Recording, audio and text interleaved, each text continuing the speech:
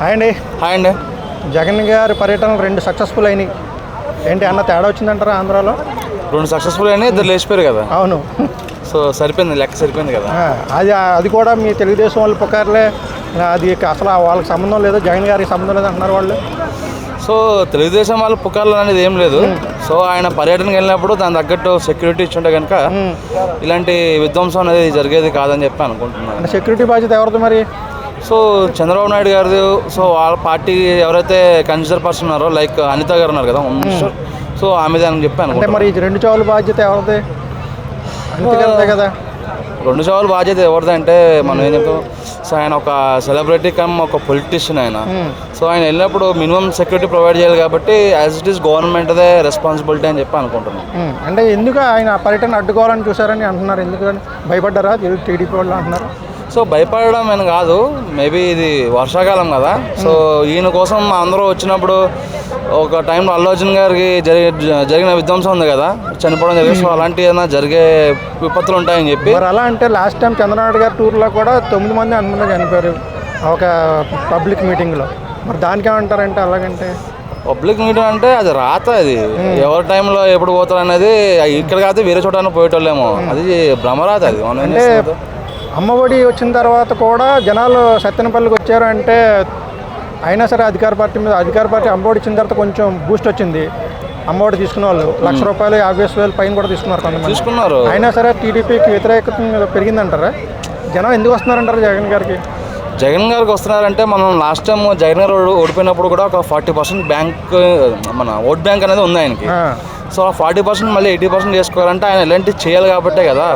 So example అక్కడ ఎక్కడో ఎవరిని దొంగలను గాంజా వాళ్ళని కొట్టడం కూడా జరిగింది. సో అది కూడా పరామర్శించడానికి జగన్ గారు వెళ్ళడం జరిగింది. సో నెక్స్ట్ ఎలక్షన్స్లో గట్టిగా వెళ్ళాలంటే కనుక ఈ మాత్రం పబ్లిసిటీ కానీ ఇలాంటివి చేయాలి కదా. సో దానివల్ల ఆయన పార్టిసిపేట్ చేస్తున్నారు. అంటే జనం ఎందుకు వస్తున్నారంటే వ్యతిరేకత పెరిగిందా అధికార పార్టీ మీద?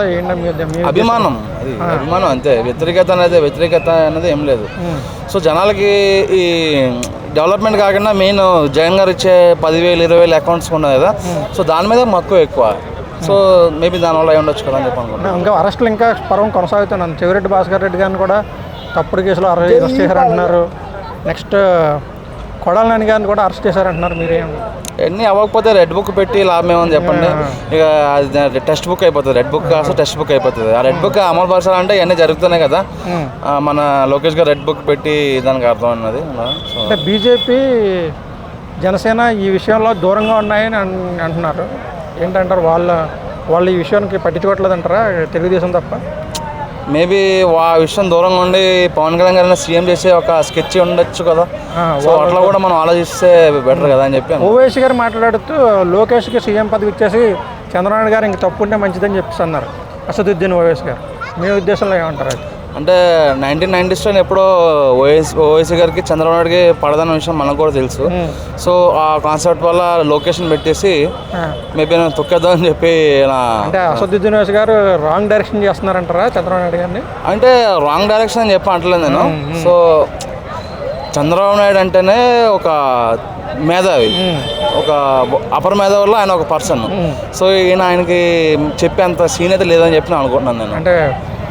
అంటే ఇది రాంగ్ డైరెక్షన్ అని అనుకోవాలంటారా లేదంటారా? అంటే అది రాంగ్ డైరెక్షన్ అని చెప్పట్లేదు. మేబీ ఆయన కూడా పొలిటికల్గా ఎప్పటి నుంచి ఉన్నారు కాబట్టి ఆయన తోచింది ఆయన చెప్పారు. ఈ ఉద్దేశంలో అంటారు. అంటే చంద్రబాబు నాయుడు గారు తప్పుకొని ముఖ్యమంత్రి పదవి ఎవరికి ఇచ్చారు? చంద్రబాబు నాయుడు గారు లోకేష్కా లేకపోతే పవన్ కళ్యాణ్కా?